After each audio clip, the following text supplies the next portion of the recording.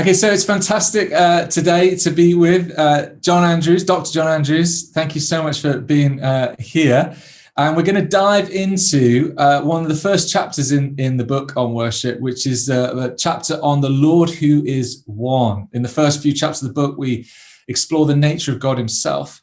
And so, John, it was amazing of you to contribute this chapter focused on the oneness of God and his nature as revealed early on in Scripture and how we are to respond to him. So for those listening, why don't you just begin by telling us a bit, what is the Shema, this thing called the Shema, if people are not familiar with it, and why is it so important? Well, first of all, it's great to be with you, and what an honor to contribute to the book. It was a true privilege, so thank you. I think the Shema at the heart of it really is captured by the word itself. The word means hear.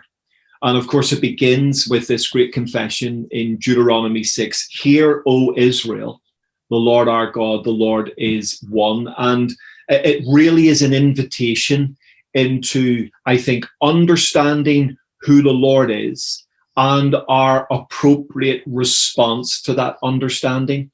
What's really important for us to understand is that this new confession is contextualized in a moment when God's people are about to go into the land of promise. So if you read the book of Exodus and the book of Deuteronomy, they sound really similar. There's lots of bits that sort of sound very similar.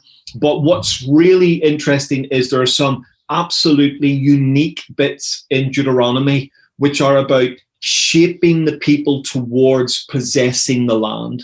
And this is one of those new insertions. This is a new piece of understanding. It's a confession, a unique confession that sits at the very heart of Israel. A bit like the confession of the church, which says, "You are the Christ, the Son of the living God." In the same way that the church is built around that confession, Israel was built around this marvelous confession. "Hear, O Israel, the Lord our God, the Lord is one. And you shall love the Lord your God with all your heart, all your soul, and all your strength." And I think it forms this bedrock confession. It has in it both revelation and a call to response.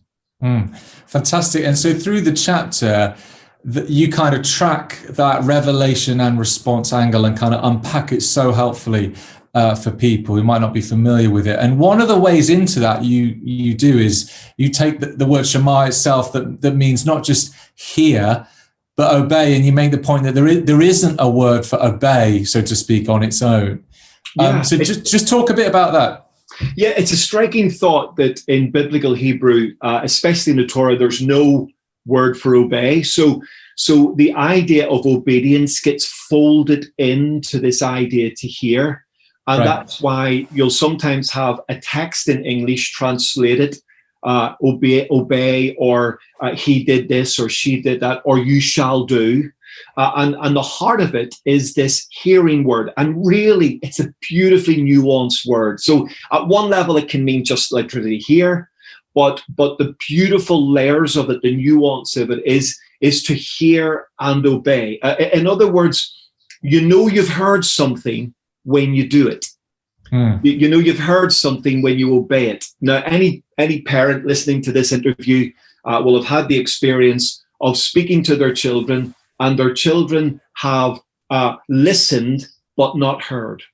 Okay, so they've heard, they've listened to the words, but they haven't responded. And that's really the idea there of Shema. It's not just that we hear the words, but we show we've heard the words by then obeying the words or by responding to the words. So Jesus tells a cool little parable in the context of his teaching in Matthew. In fact, I was reading it this morning as part of my daily devotions, where a father goes to his son and says, go out and work in the field. And the son says, no, but later on he does.